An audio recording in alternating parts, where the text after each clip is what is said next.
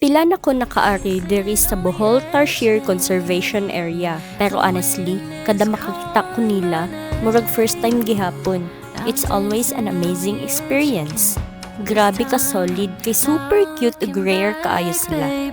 You can change me, you can tell me down. I'll be there goes in every place I find. I'll break the molds with rebels mind. I'm a hurricane, a free-born mind.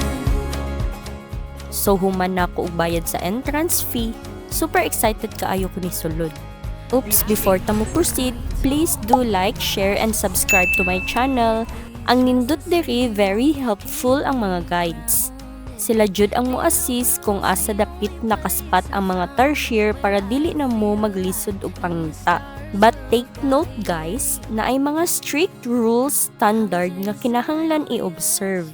Strict silang no camera flash when taking pictures o bawal magsaba-saba kay dali ra kaayo sila mabulabog ug ma-stress.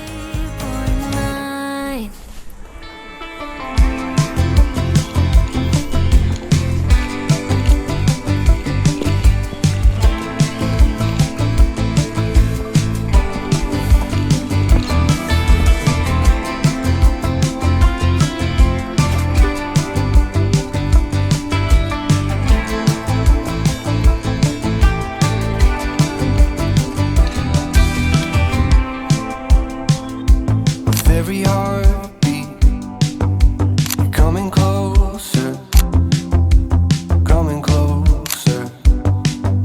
It's turning Dako ang place ug maingon jud nimo nga well-maintained, safe and natural kaayo ang environment. After sa short tour, inigawas nimo makita dayon nimo ang daghang klase sa souvenirs.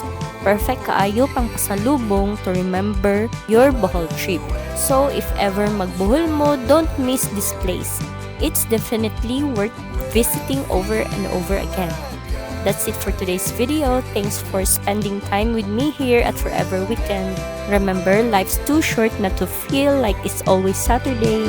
See you in the next vlog.